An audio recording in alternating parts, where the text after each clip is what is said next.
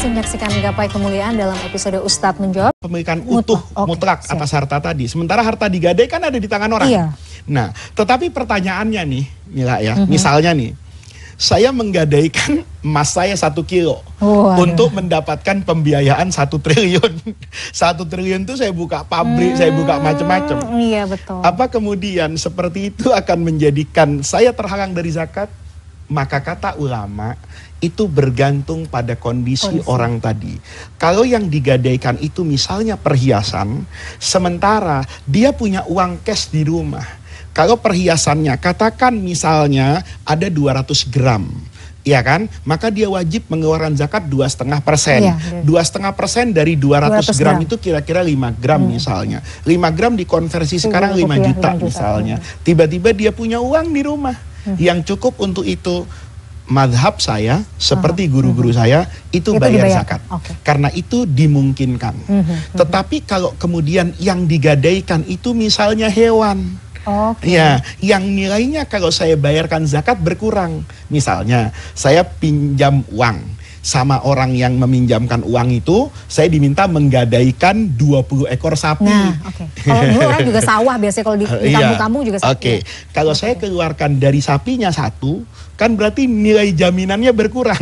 Nah, maka saya harus seizin orang di mana saya menggadaikan harta saya. Kalau dia rela, maka boleh saya ambil sapi 1 sebagai zakat saya. Kalau dia tidak rela, maka saya tidak punya kewajiban zakat kalau saya tidak punya uang senilai sapi tadi.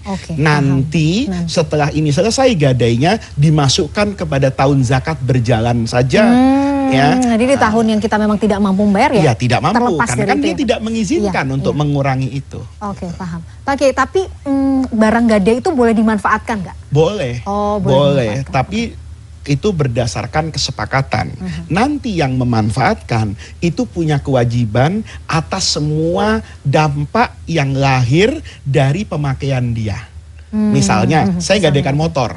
Motornya boleh nggak dipakai? Ya boleh. Bensinnya diisi. Kalau nanti jalan bannya sobek, ganti. Gitu. Jadi nggak ada kasus yang kemudian saya pernah ngalami itu di keluarga Pak Kiai. Jadi berhutang uang begitu ya, atau berhutang emas ya waktu itu ya. Kemudian yang menjadi barang gadaian adalah sawah. Sawah.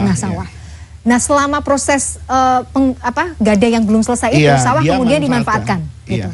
Dan tapi hasil bagi hasilnya itu yang menggadaikan juga mendapat itu sebenarnya nggak masalah. Nggak masalah gitu.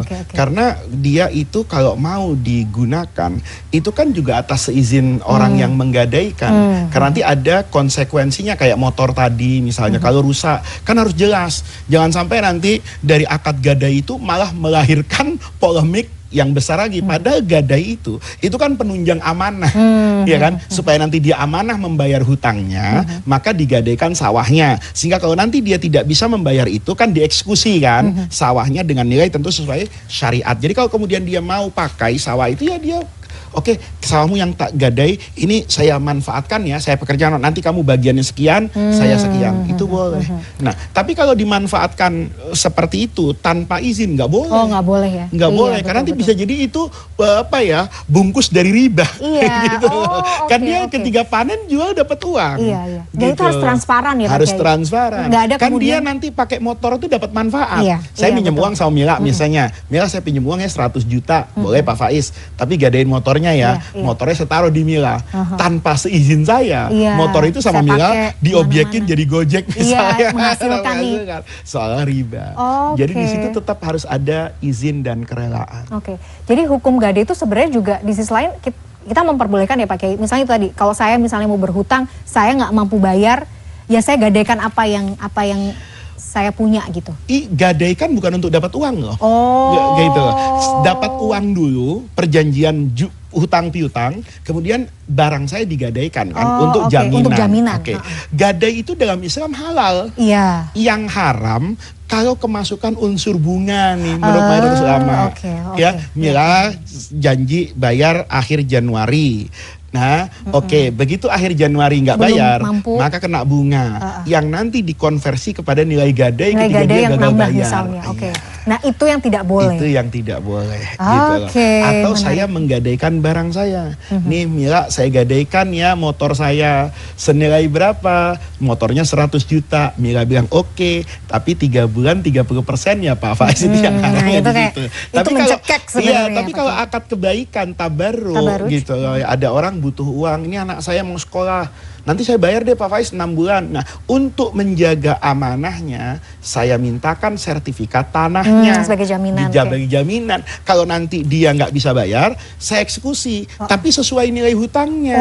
Kalau nanti ada kelebihan, kalau itu haram. Itu zolim. Gitu loh. Gitu. Itu sih gambaran. Masya Allah, Bu Desi, mudah-mudahan menjawab. Nanti kalau misalnya ada pertanyaan lagi, boleh dikirim lagi, kita tanya ke Kiai Faiz. Pak Kiai, kita harus jeda dulu. Nggak kerasa ya, cepat sekali ya waktunya. Pemirsa jangan kemana-mana, Gapai Kemuliaan masih akan kembali saat lagi. Tetaplah bersama kami.